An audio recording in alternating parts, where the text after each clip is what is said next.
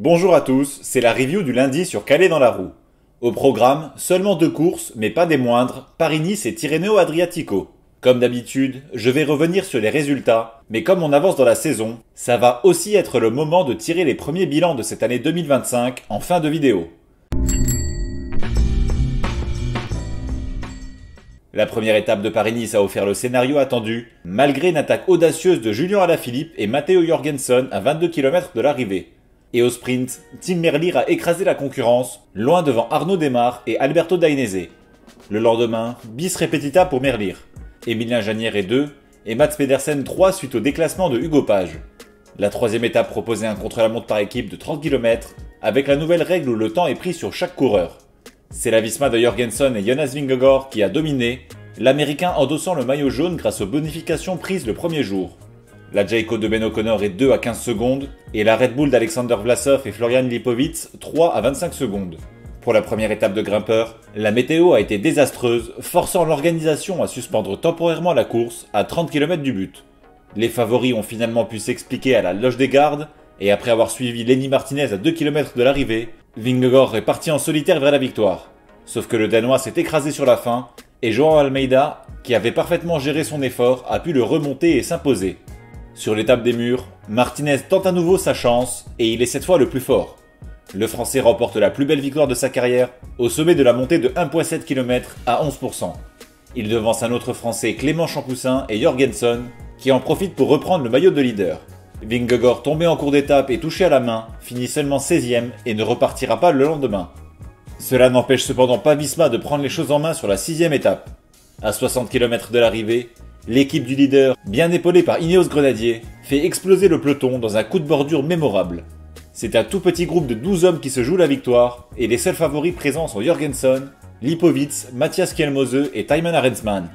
Le deuxième groupe, dans lequel figure notamment Almeida, franchit la ligne à près de 2 minutes, et c'est encore pire pour Martinez qui finit à 9 minutes. Pedersen remporte le sprint devant 2 Ineos, Joshua Tarling et Sam Watson. Sur l'étape Rennes, amputé du col de la Colmiane, l'échappé a résisté au retour du peloton, et Michael Storer s'est imposé devant Mauro Schmidt.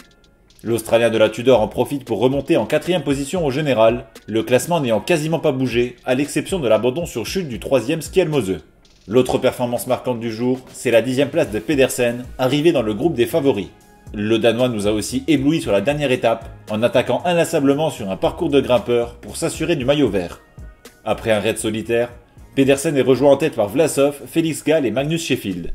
Ce dernier est le plus fort et lâche ses adversaires dans le col d'Aise, pendant que le maillot jaune Jorgensen lâche tous les favoris. L'Américain d'Ineos remporte une victoire de prestige en solitaire, sa première à World Tour, et finit 4e du général. Jorgensen passe la ligne 2e, devant Gall, qui n'a toujours pas réglé ses problèmes en descente. Le coureur de la Visma Lease Bike remporte son 2e Paris-Nice consécutif, devant Lipowitz, maillot blanc très régulier toute la semaine. Pedersen est meilleur sprinter et Thomas Gachignard meilleur grimpeur. J'avais tout faux sur mes paris, aucun bon maillot et personne sur le podium.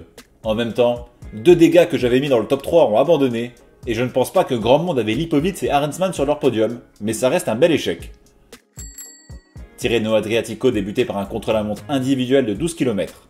Juan Ayuso a fait forte impression en s'emparant du meilleur temps, avant que sa marque ne soit pulvérisée par Filippo Ganna. Sur la première étape en ligne, Jonathan Milan a fait respecter son statut de favori, en dominant nettement Michael Zeilhard et Paul Penoé. Le lendemain, Andrea Vendrame a remporté l'étape marathon de 240 km, disputée dans des conditions dantesques. L'Italien de Decathlon a surpris Tom Pidcock et Romain Grégoire dans un sprint en petit comité.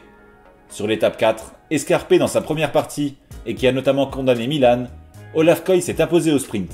C'est un triplé néerlandais avec Rick Pluimers 2 et Mathieu Van Der Poel 3.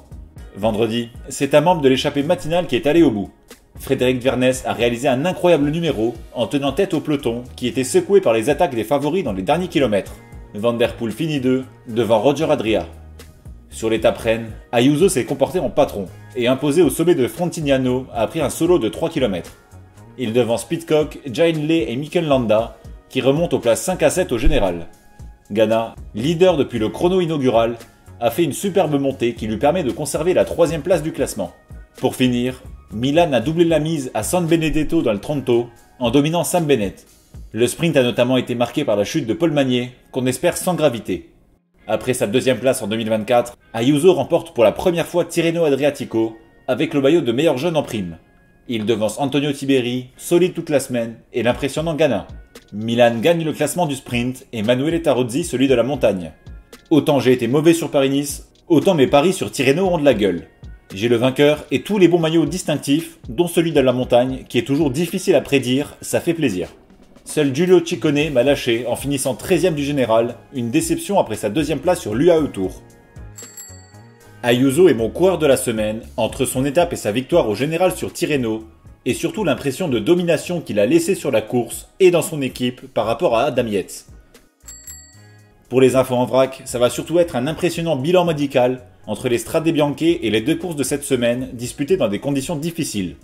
Je vous ai classé tout le monde en ordre alphabétique, je vous laisse mettre sur pause, l'énumération serait trop longue. Parmi les blessés notables, Santiago Buitrago, auteur d'un gros début de saison, et Florian Sénéchal, poursuivi par la malchance depuis son arrivée chez Arkea il y a 2 ans, avec une nouvelle fracture de la clavicule. Clavicule aussi pour Max Poole et Michael Valgren, on souhaite un bon rétablissement à tout le monde. Je voulais aussi revenir sur une annonce de retraite, celle de Lars van den Berg, coureur de la Groupama FDJ. Le néerlandais avait perdu connaissance sur la Von Ardèche Classic 2024 avant de chuter et essayé depuis de retrouver le chemin des pelotons. Il a déclaré « Cet hiver, j'avais enfin l'impression de retrouver ma forme après une longue et difficile convalescence. Mais après des examens approfondis, mes cardiologues ont déterminé que les risques sont tout simplement trop grands. Et juste comme ça, ma carrière de cycliste professionnel a pris fin, de manière abrupte et déchirante. Je n'arrive toujours pas à y croire. Après 4 ans dans le peloton professionnel, mon rêve d'enfant a été écourté. À seulement 26 ans, je me retrouve avec des ambitions que je n'aurai plus l'occasion de poursuivre. Pas de première victoire en pro, pas l'opportunité non plus de rouler aux côtés de mon frère dans la même équipe. Cette prise de conscience me fait si mal que j'ai du mal à trouver les mots.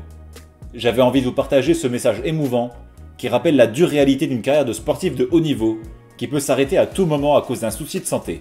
On souhaite au frère de Marijn van den Berg de trouver une nouvelle voie qui lui apportera du bonheur dans la vie. Enfin, comme promis, je vais faire un bilan des apprentissages de ces premières semaines de course en répondant rapidement à 5 questions d'actualité. Premièrement, faut-il s'inquiéter pour Vingegaard ? C'est un grand non pour moi, sa blessure est mineure, il était en forme correcte, mais comme il ne vise que le tour, il n'a pas de raison de stresser aussi loin de l'échéance de juillet. Quel rang pour Ayuso dans l'échiquier mondial ? Il fait désormais partie de la case des très grands sur les courses par étapes, avec Pogačar, Vingegaard, Evenepoel et Roglič. Il a montré qu'il savait se comporter en patron d'une grande course, et qu'il était une jambe au-dessus des très bons coureurs. Il est même le favori du Giro devant Roglič pour moi. Justement, derrière Ayuso et Roglič, qui sera le 3e homme sur le podium au Giro ? Actuellement, Tiberi me semble être le candidat le plus sérieux, entre ses très bonnes compétences en contre-la-montre, sa résistance en haute altitude et le supplément d'âme que lui procure le fait de courir à domicile. Quelle hiérarchie pour les sprinteurs en 2025 ? Merlier et Milan, possiblement dans cet ordre, sont les 2 meilleurs purs sprinteurs du monde, et c'était déjà mon avis en 2024. Philipsen et Coy sont un léger cran en dessous, mais compensent par une plus grande polyvalence sur les parcours difficiles. Qui sera l'homme fort des classiques ? Pogačar, juste devant Van der Poel, seront les très grands favoris lorsqu'ils seront présents. Rien d'original dans cette opinion, j'avoue.